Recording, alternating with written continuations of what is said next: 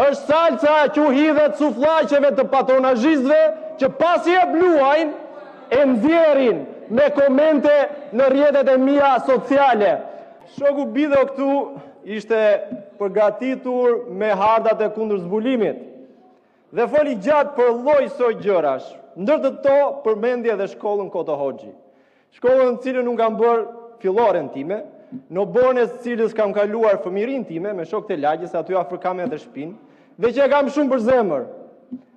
Tani, Ardit Bido dhe gjithë Bidot e tjerë në këtë sallë, sidomos ata që janë deputet të partisë në pushtet, në qoftë se konstatojnë e kanë detyrim kushtetues, në qoftë se konstatojnë një shkelje të një obori shkolle, një ndërtim në një zonë të mbrojtur, duhet të vënë në lëvizje organet kompetente për të ndaluar, për të ndërshkuar shkelësit e tyre.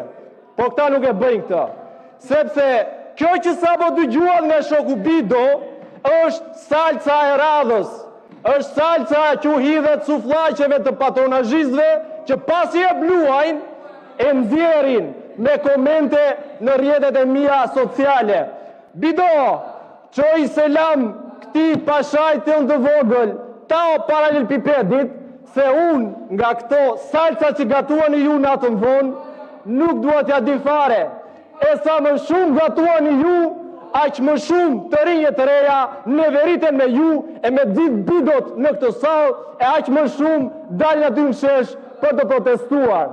Ju jeni mësuar, se jeni shumë, jeni mësuar, jeni kalitur që njëri tjetrit t'i hidhni balt në gjithë këto vite. Dhe tani këtë balt po va drejtoni mua nga dy akrat, se ngrit edhe kryegjyshi aty dhe përmendi Aramerasin.